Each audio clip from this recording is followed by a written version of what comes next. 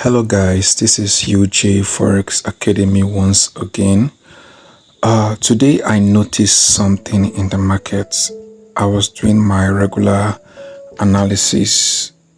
I do trade my regular M formation, but I noticed something different from this M formation. Now, this M formation, I saw it at the 4 hours time frame, but I saw multiple rejection on that zone. I had to go lower to 1 hour time frame. I saw another M formation again. Now I saw multiple, if I zoom down, I saw multiple rejection. So this kind of M formation got me bothered, got me thinking. I just needed to have to think in another dimension. So as a Forex trader, it is very important that you are sensitive when you're doing your analysis. Don't use the old eyes to look at the market. So I still came down to the 15 minutes and then I still see an M formation on the 15 minutes. Well, I had to go over to the 1 minute to look for that rejection. And then when I came over to 1 minute, I noticed that the 1 minute is also respecting that zone and there is multiple rejection. So normally from the M formation, when we see an M formation, the next thing that should be coming on our mind is to draw our neckline and start targeting a sell, right?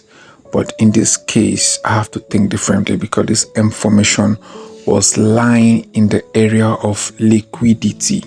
So this brings us to the topic of today, liquidity. Does liquidity affect synthetic indices? So as usual, my YouTube channel is all about documentary. Of course, I'm a physical trader. I trade. I'm not just a blogger.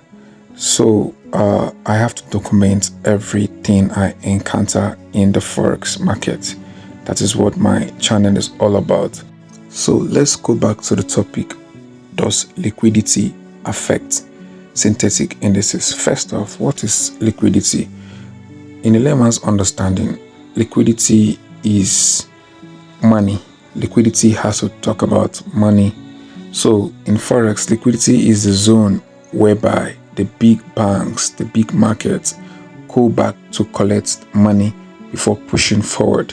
So like for instance, now you have a trend that is making a higher high, a higher low.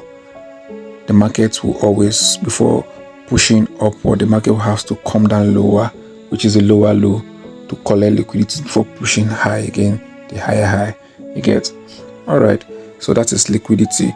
So now in this market, I noticed that that zone was area of liquidity, and before the market will push lower again, the market has to collect liquidity from that zone before pushing forward again. So I needed to be very careful trading that zone.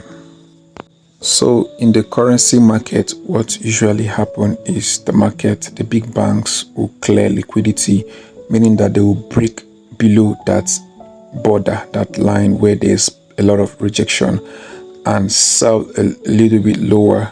That's collect liquidity, collect money, and then push up to the normal direction it's supposed to go. But in synthetic market, a lot of things are manipulated here. So they gave an M formation which will trick traders to start thinking of a sell. So for me, this trade, I started thinking otherwise because I saw multiple rejection from the 4 hours, from the daily 4 hours, 1 hour, up to even the 1 minute time frame. I saw multiple rejection and they all aligned. That made me start thinking about a buy. I even saw a head and shoulder pattern on the 1 minute time frame, which also gave that sell retracement. So I started looking up for a buy, and my analysis was actually correct. And in the subsequent screen, you'll see what actually happened.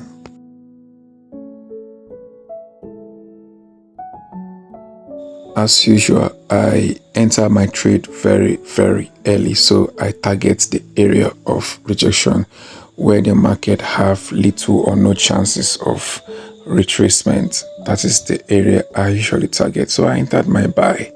This time around, because of the manipulations in the market since in the morning time, I decided to reduce my risks to 1 point. I didn't enter the 5 points something I used to enter, so I reduced my risks to 1.0. So you can see that the market started pushing up for a buy. So because I reduced my risks and I decided to make my stop loss a little bit wider, unlike me that usually use 5 pips, sometimes 10 pips. So I decided to make it 15 pips this time around. And then for some time I was in drawdown. I was seeing like $50 drawdown. My account size is actually big, actually. So, and then after a whole long of drawdown, you can see how the trade paid off, right? Patience paid off. So as a forex trader, you need to know little of this, little of that, little of this, or better still, you need to know all the strategy, smart money concept, whichever one, any one you want to know. It's good to know every of them. It will help during your analysis. That is why reading of books is very good. So you can see from the 4 hours time frame is already buying heavily. So guys, this is where I'll be signing out. If you find value in this video, ensure you hit the subscribe button and turn on the notification bell. Bye.